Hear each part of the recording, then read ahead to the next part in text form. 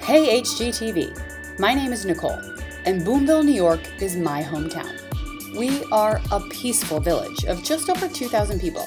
2,000 people who could really use a pick-me-up right about now.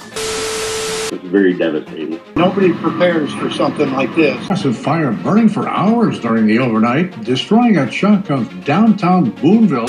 It's a devastating loss for the village. Many hearts are broken tonight.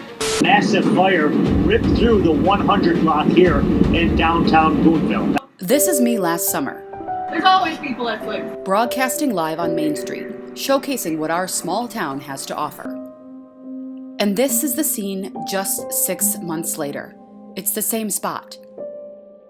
These beautiful buildings transformed into a pile of rubble. Shortly before 10 o'clock on January 7th, 2020, a person driving by saw smoke billowing out of at least one building in the 100 block of Main Street. Assistant Chief Dean Yager was the first volunteer firefighter on the scene. It had a head start on us when we got there, and it just stayed ahead of us pretty much the whole night.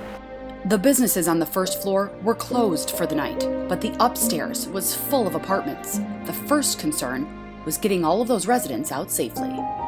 We were very fortunate that it was early and that the police department was right there, and she was able to go to work very quickly with some of our members when they first got there. Hundreds of people came to watch as fire spread through the heart of Boonville. It's not going to happen to us. It can't happen to us, not here. By the time the sun rose the next morning, 5 buildings were engulfed in flames. My base of my styling chair is right here. Tommy Gerace is one of 8 business owners who lost their livelihoods the night of the fire. His salon, a cut above, was a popular spot in town. And my station top is laying here and my coffee pot. It's crazy being close and see all this stuff.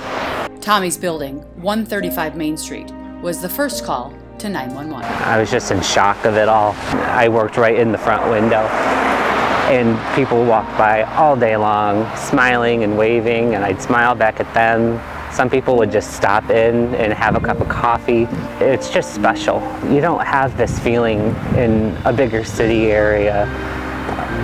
It just isn't this way there. Each of the 5 buildings held so much history.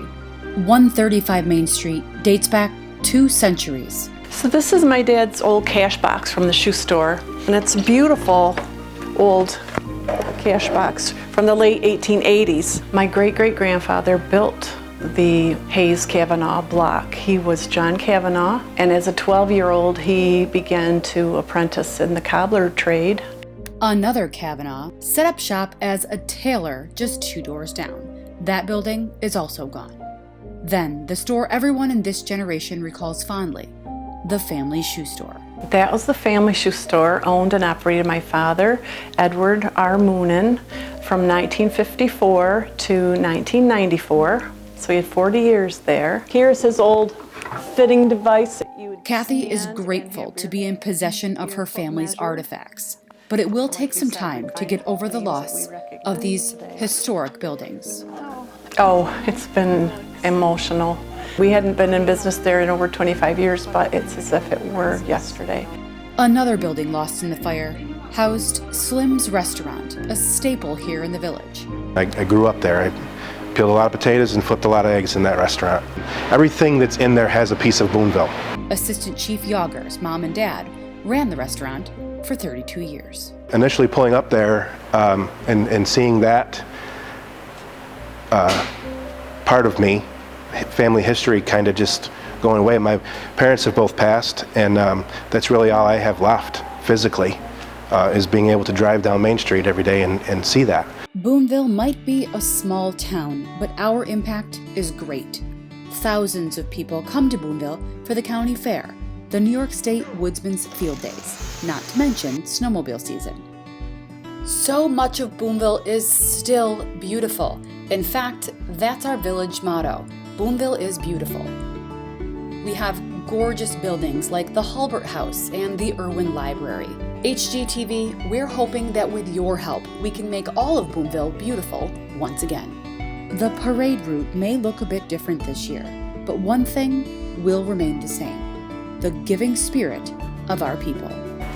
small town America. This is where it is. People have just gone out of their way to help one another, and the outpouring it's been amazing. It's a great community to live in. When I say it hits you in the heart, it's not just me, it's the whole entire community. And even today, talking about it, it's still, you know, it gets you. It really does.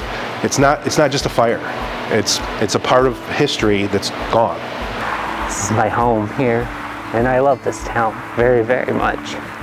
Perhaps no one says it better than this iconic voice of Boonville. If I burned out tomorrow and needed help, you can bet that 100 people would call me up and say, George, I've got this for you, or come on over to my house, or I've got an extra room. And maybe you would get that in a city, but maybe not. I don't know what kind of miracle it's going to take to get that back, but I know there's a lot of people waiting in line to make it happen. Ben and Aaron, we are asking HGTV to choose us. Choose Boonville. We promise we'll make you proud.